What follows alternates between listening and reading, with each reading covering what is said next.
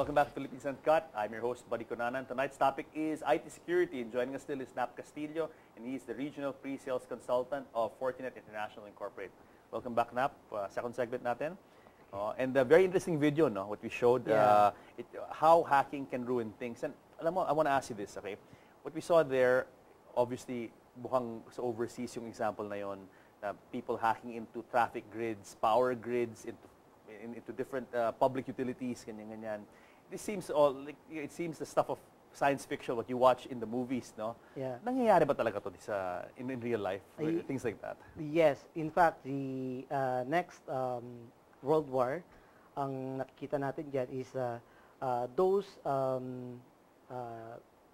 installations like the power plants, the water supplies are the next targets or the primary targets of the enemies. Kasi you can really cripple a society, di ba? Yes, correct. Imagine power, water, air traffic control. Yes, correct. Di ba? And there were even some demonstrations I've seen on the internet. A hacker demonstrated how to hack a pacemaker. Wow. And actually, this guy has his own pacemaker, and he died because his pacemaker was hacked. Eventually stopped to work. Stopped working. Oh. And nobody knows if he is the one who hacked this Paano pacemaker. na-hack yung pacemaker? Yung pacemaker nasa loob ng katawan niya. Yeah. It's inside, di ba? The hacking is being done remotely via wireless communications. That's so scary, huh? Yeah. Okay. The video we saw, I mean, obviously sa America yon or in the Western world where everything is computerized na, di ba? Yung water distribution, I mean, and let's say power, I mean, it's all remotely controlled. What's the possibility of something like that happening dito sa Pilipinas? Yeah, that is also or Southeast possible. Asia kasi you operate in Vietnam, Cambodia. Anong Yes, vulnerability natin dito sa Southeast Asia? Well, with the use of the SCADA systems to manage and monitor the power grid, these SCADA systems uses a free bandwidth, specifically operating at 2.4 gigahertz. Okay. And this 2.4 gigahertz can be exploited by attackers by connecting to the same frequency. And the SCADA systems can possibly be compromised if not safely guarded. Yes. Yeah. Meron na ba nang nag-attempt na mag-hack dito sa Pilipinas na mga ganyang utilities? Well, so far, wala pa. Dito sa Pilipinas, wala pa. Touch wood. Yeah. Touch wood. Thanks. But let's talk about some of your experiences, yung mga naririnig nyo sa industriya about hacking cases that have happened. Yeah, I have encountered before one of the biggest banks in the Philippines. Okay. Most of their online banking customers receive these phishing mail saying that... Ano yung phishing mail? What's a phishing mail? Phishing mail is a form of mail that provides a link, universal resource locator. All right. But once you click on that link, it will bring you to a bogus website. Okay. It will prompt you to log in or enter your username and password credentials. Okay. And this website will eventually get all this information. Wow. Yeah. I've received some of those. Usually sa email, it'll say parang some weird, click on this, blah, blah, blah, and then, hindi ko alam kung saan nanggaling. Correct. Okay.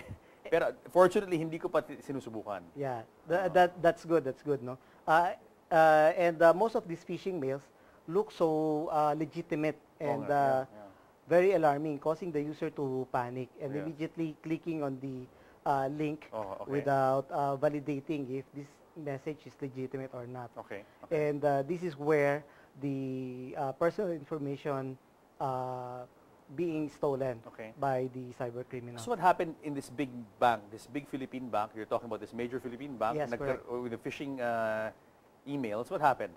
Yeah, well, in fact, I'm also one of the online banking customer of this bank. Okay. And when I tried to click on the links, actually it redirects me to somewhere in Taiwan. Okay.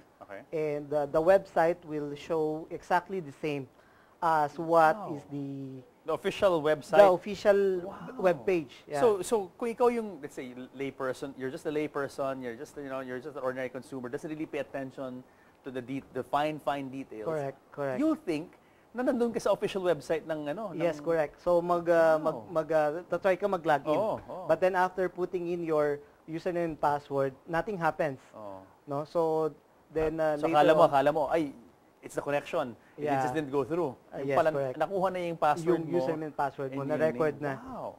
Yeah. And for an online banking, that's pretty dangerous, no? Yes, correct. Oh, wow. Now, how can people protect themselves against things like that? Well, basically we need to be aware Okay. of the security protocols. Most financial institutions or online banking uses the secured HTTP protocol.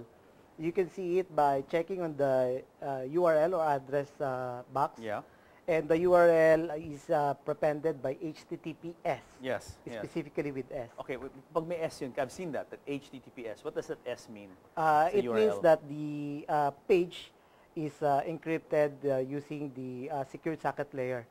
And being encrypted Yeah. is not a guarantee for the website. The website is safe. Okay. We need to make sure that the certificate Yeah.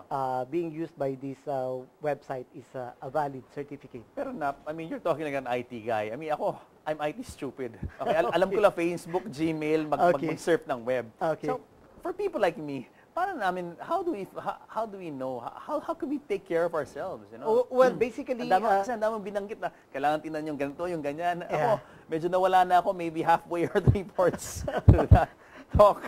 Paano? Tell me. Well, basically, when you visit your online banking website, All right. dapat wala tayong marireceive na certificate error or this website is using an invalid certificate. Because Okay, if all right. we do receive those notifications, that means that the website you are visiting is not the legitimate one. Maybe Okay, somebody is sitting in the middle and obtaining all the information passing through the network. Oh, so red flag na yun. So for us consumers, when we see, basta when we log on to website, let's say of a bank, Yeah. anytime something like that pops up, red flag na yun. Let's Yes. say we should just take a step back. Yeah. Oh. Don't input any username or personal information. Because if it is a legit bank website and there's no hanky-panky, dapat hindi lalabas Dapat walang ganong error. yung mga error, yung mga box na lalabas. Yes, like correct. That, no? Okay. Now, your company, how do you guys protect your bank clients from this kind of thing? Yeah.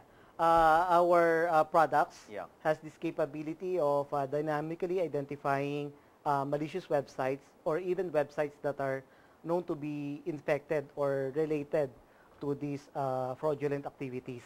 Okay, we have a threat research and response center that works around the clock to make sure that we cover everything. We are aware of the newest attacks happening on the internet. Wow. Yeah, continue. Yeah. And the device on top of that also provides intrusion security prevention systems, which blocks those malicious or unauthorized hacking attempts towards the network. Yes. Yeah. Alam mo, it sounds like your job is very difficult. Huh? Because, I mean, you guys are smart guys, I'm sure. But I'm sure on the other side, yung mga kalaban nyo, Yes. magagaling din, di ba? I Oo. mean, di ba? Kung meron magaling na mabait, meron ring magaling na loko-loko, di ba? True. So, how do you keep, I mean, how do you fight these guys? Well, for a security company like FORTINET, we always make sure that we are always 2 or 3 steps ahead of the current threat landscape. That's why our researchers and the security analyst continues to develop new technologies that can successfully prevent those persistent threats or those zero-day attacks. Pag sinabi natin zero-day, those are attacks that are still unknown or unidentified. Yeah. How often are these banks attacked? I mean, in your experience, how often do they experience some sort of assault on their system? Well, for financial institutions, since most of the cyber attacks nowadays are motivated by financial gain. Of course. The banks becomes the favorite target of cyber criminals. Okay? And with the emergence of advanced persistent threats, ito yung mga Advanced persistent threats. yes, Okay. advanced hacking techniques, no, that uses different vectors, may it be email or yun nga, mga freeware download or tools or even those interesting topics Yes, that yes. you can see on social media, Yeah, no? yeah. No, these are being exploited by these attackers. Wow. Is any system, can you say as a professional, can you say that any system can be 100% protected? No. Is it possible? Well, maybe up to 5 nines, 99.999%. Really? Yes, Really? yes. But Wow. not really 100%. Oh. Yeah, because there are other factors Okay, continue. that causes or yung makes the hacking attempt successful. Yeah. And that includes yung mga users. Tinatawag nga natin na human error is the weakest link Okay. for these hacking attempts. No? This can be done by social engineering. Like somebody will call you, hey buddy, nakakulong ako ngayon, I need something. Like, can you provide me your Okay. bank account information Okay. Yeah, yeah. so that I can use this to transfer account? So it's not all about IT. It's not all about all Yes, about correct. online. There's a human dimension to it. Yes, Kung correct. katangahan ng tao lumalabas. Yun True, yung isang true. yun yung isang no because for sure, Yeah. di ba? Mhm. Oh. Well, I mean, your personal information is very very sensitive. So the minute you let it out Yes, correct. in any way, shape or form, you're making yourself very vulnerable, no? Yes, correct. Yes. And some users even post their username and password on their computer monitor, no? Kasi yung iba nagiging malilimutin eh. For them not to forget, they write it down on a piece of post-it and put it Now, on their okay, computers. your company, diba? You guys are doing the online and the whole tech defense thing. Yes. How do you now protect against that human error? Well, May mga protocols kayo in place then. That human errors, no, it will depend on the information security policy of the company. That's why we always You advise them also. You serve. You Yes. consult them on these things. for them to do a regular security training Okay. for their users. Okay. Like advise them what to do and what not to do Okay. when it comes to cybersecurity. No, so kung ano yung mga do's and don'ts. Kasi may isang video ko napanood sa YouTube na one of the ways they hacked in was old school type. As in, nag-bogus ID, tapos pumasok sa company, tapos they were able to get something. Because of that, they were able to penetrate the whole system. Again, yung human factor, yung human dimension Yes, comes correct. into play. Pero in your experience, it really is mostly, I mean, there is a human dimension, but would you say majority would be the online cyber dimension? Yes, the majority will be on the cyber dimension because we are now living in the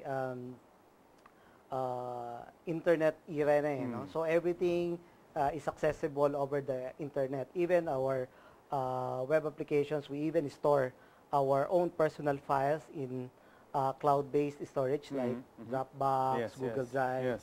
And this information, no, if somebody steal your personal credentials like your username and password, They have everything. yes, They have access to everything. They can access your personal. Scary. So, Nap, hold that thought. We'll pause for one more break before our third segment. Guys, don't go away because more of IT security when Philippines Uncut returns. Ayun.